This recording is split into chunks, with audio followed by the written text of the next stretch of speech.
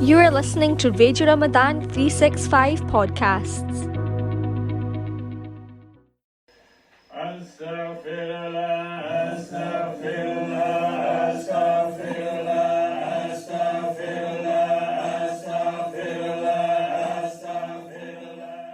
Assalamu alaikum wa rahmatullah, Sheikh Saab. Wa alaikum salam, Sajjad Saab. How are you? So we're covering your book, Zawia Discourses. So chapter 13, the two applications of the deen.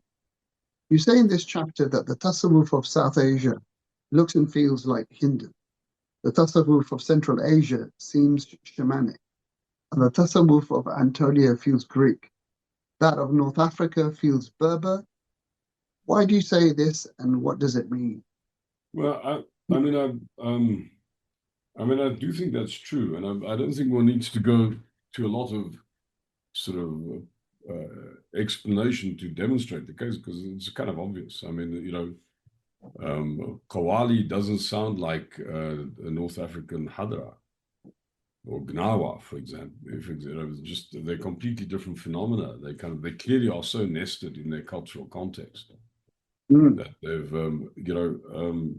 so I think that is true. I think Tasawwuf, by its nature, has taken on the garb, the cultural garb of the cultures that it's sort of nested in. So how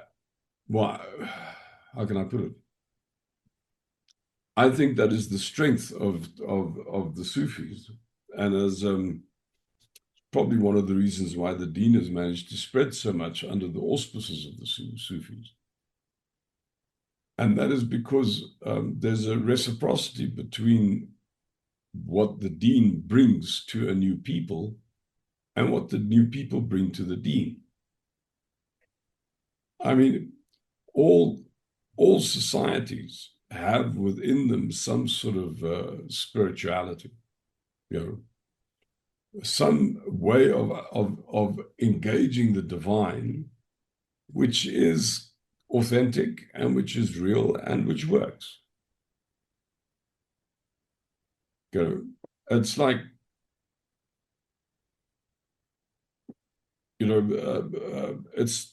it's like different techniques, different toolage. Now, one of the things that I think the Sufis have been really good at doing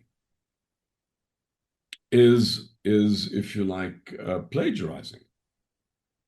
That wherever we go, we find out what works. We get an inside understanding of how this works, and we copy that and reverse it into our own practice. So in that sense, knowledge is not just the lost property of the Muslim, but particularly with regard to inner knowledge, inner competence. This is the lost property of the Sufi. We will take whoever's ideas, shamelessly learn them, understand them, and apply them. So to this day, I mean, we have a number of people in our circle that have a curiosity about Vipassana and Buddhist practice. And I've not only encouraged it, I've become associated, I've worked with them on occasion, because there's incredible usefulness to the understanding and the practice, So we'll take their stuff. Wherever the Sufis have gone, they've learned what there was, and they've used it. They've taken it, So that is taking from them for us. But there's a reciprocity. It is the issue of injecting new insight into old forms. So, for instance, what we can inject into Vipassana is the whole significance of worshipfulness and of devotion. What we would have injected is the insight of the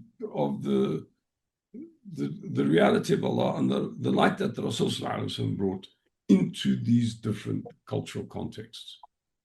So it's not just one way. It's not just that we steal from them, but we use that cultural kind of frame of reference as a place to bring in our understanding of deen and our understanding of Allah and living in the light of Allah, which then can be communicated to the people of that cultural context. I mean, you come from that world. I mean, how did the deen move in South Asia?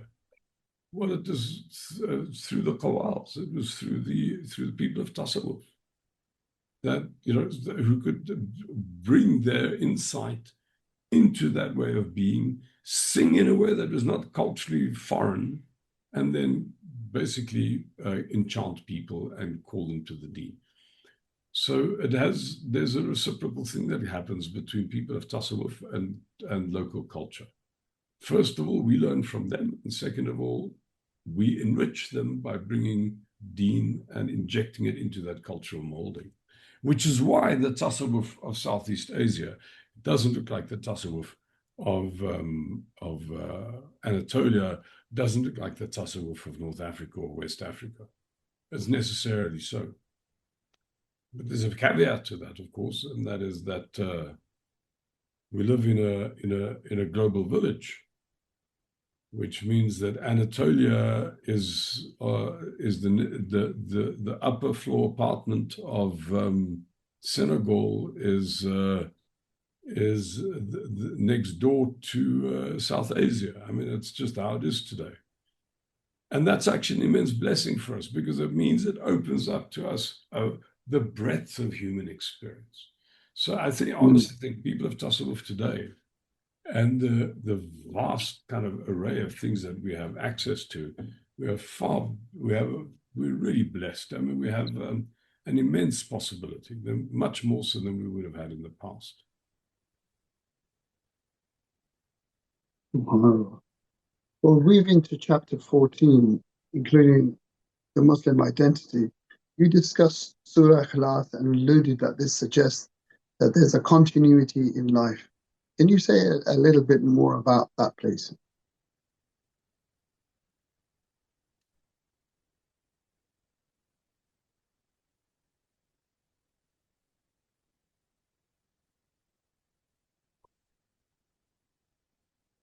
What do you mean by Allah is one? What does one mean by saying Allah is one? Qul huwallahu ahad.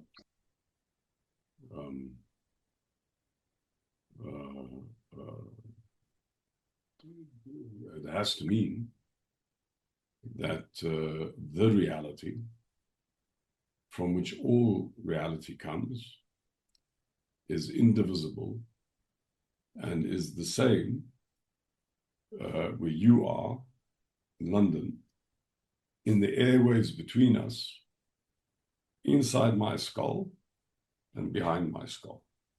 It is one thing. So at the greatest depth of the matter, there's really only one reality, and that's his reality. And that as you come out of depth, the degree to which you come out of the depth is the degree to which you get greater and greater differentiation, where that which is apparently, where that which is one becomes that which is apparently many, apparently distinct. So when you and I are having a conversation, it's clear that you are over here, there, and I'm over here, and that I'm looking at you and you're a different being looking at me. But if we're sincere with what we're saying, with Qul huwallahu ahad, that means that the looker that's looking at me from behind your eyes is the same looker that's looking at you from behind mine. There's only one looker. There's only one, fundamentally, there's only one perceiver. All perception is a subset of his perception.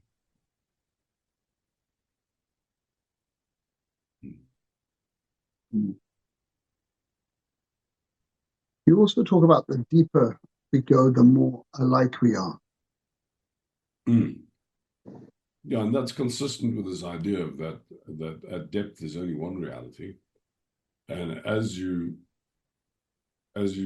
rise from depth, as you become more and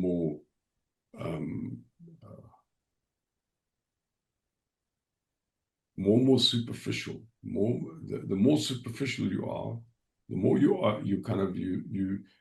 stand out in the world, the more separate you are, the more different you are. So if we let's say, so what are the attributes of your personhood? Well, you're Pakistani, you're English, of Pakistani descent, what languages you speak, your age, and so on, so on, so on. Look at you as a phenomenon and me as a phenomenon, then in the world, we're very different. We're kind of like not very different. And we can find lots of reasons to fight, lots of reasons for difference, for distinction, for competition and enmity. But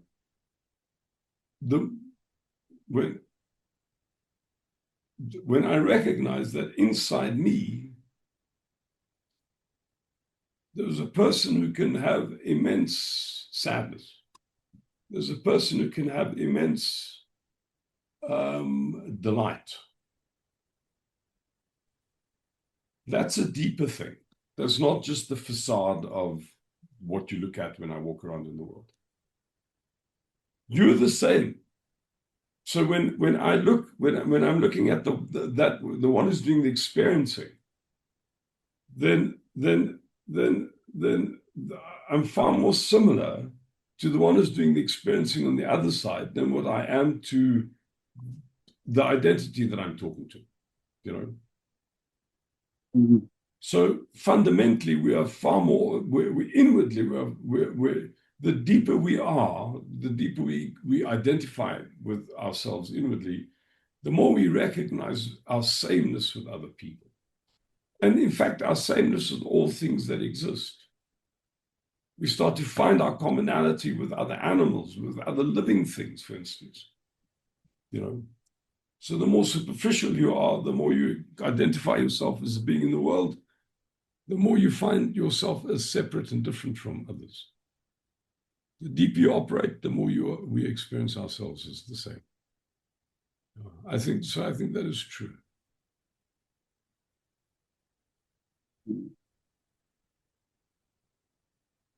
So people are going to be very triggered when you say there's something deeper. Deeper than your Islamic identity. Yeah. Okay. So, I mean, in my case, it's easy to demonstrate because there was a point where I wasn't Muslim.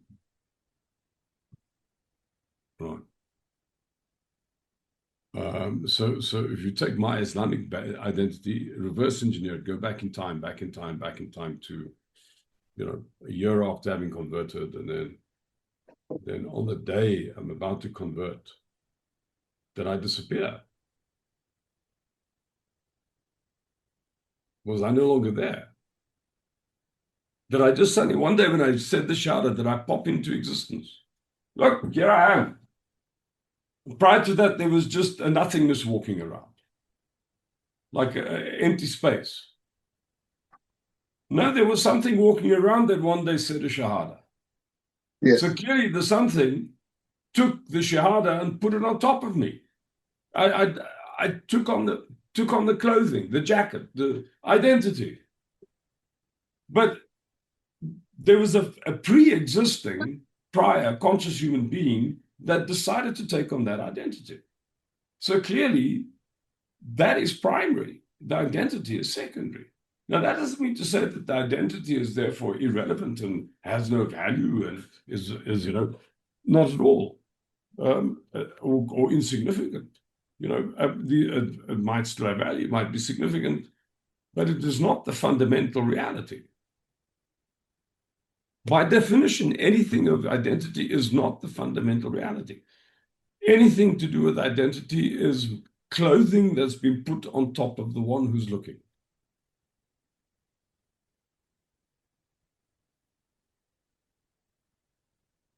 That one pre-exists identity, is deeper than identity, and will one day shed identity. Yeah.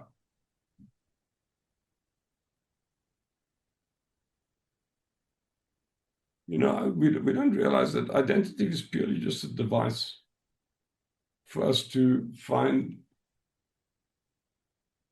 some kind of sense of belonging and companionship, But that's all it is. I mean, it's not deeper than that.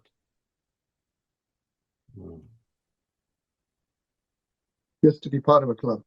Just to be part of a club. And there's no harm in being part of the club. You're allowed to be part of the club. You should be part of the club.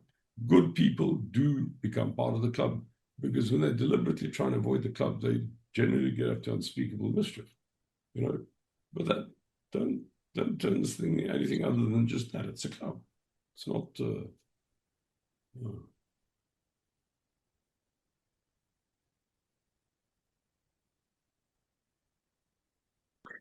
How do we know when we're acting in line with our real nature and not maybe our selfish impulses or desires?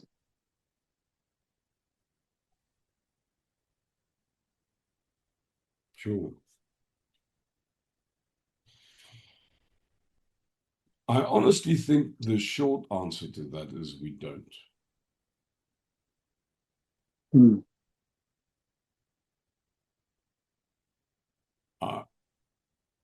And it's part of this thing of we're busy with a puzzle. Our life is a puzzle. Our life journey is a puzzle. And it's a puzzle that's concerned with greater clarifying. And insofar as that is concerned with clarifying, that means that things aren't clear. Things incrementally become clear. We do know the overall rule. And the overall rule is when I act in my own interest and I do that consistently, I incrementally script myself into a life of alienation and conflict and discontentment. When in every interaction, I deliberately act in the best interest of the other in the situation that I'm in, I incrementally script for myself a life of transcendence, of joy, of harmony with the world around me, and indeed an ecstatic life experience. The problem lies, so there's two things. First of all, we must initially disavow our immediate self-interest. We have to do that. So you've got the thing that most people think is perfectly legitimate, acting for my own best interest. That's out of the second issue is finding the snake of self-interest hidden under the stone of virtue. Because we do that all the time. How often haven't you done something which at the time when you did it, you thought this is perfectly laudable and completely the right thing to do. And in hindsight, you recognize, man, actually, I was bullshitting myself here. This was not right. I was actually just trying to curry favor or get them to like me, or I was, at some level, I was actually acting in my self-interest. I just wasn't seeing the thing as it was. I mean, that we do that all the time. So you have to attempt to start acting in the best interest of the other. It doesn't mean to say you are going to get that right, because you aren't. It's going to take you time. It's going to take you time to learn. And it's failure that helps you learn.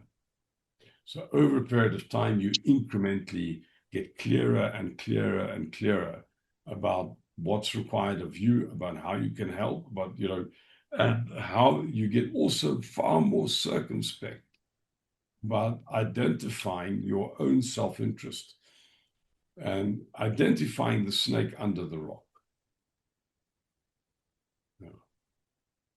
Do we all have snakes?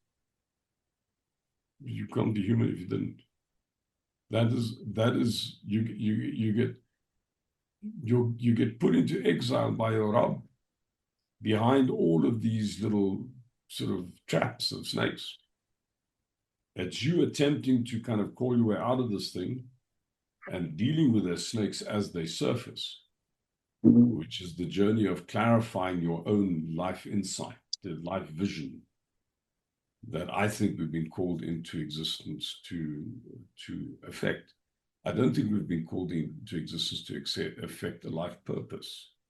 In other words, a life doing as much as a life insight, a life seeing. How we perceive is infinitely more significant than what we do. And the real product of our life, the thing that we've been brought to do, is to see something, to have an insight. And what we do is just a means to clarify the insight. Sheikh Sab, thank you very much for that. That's a conclusion to chapter 13 and 14.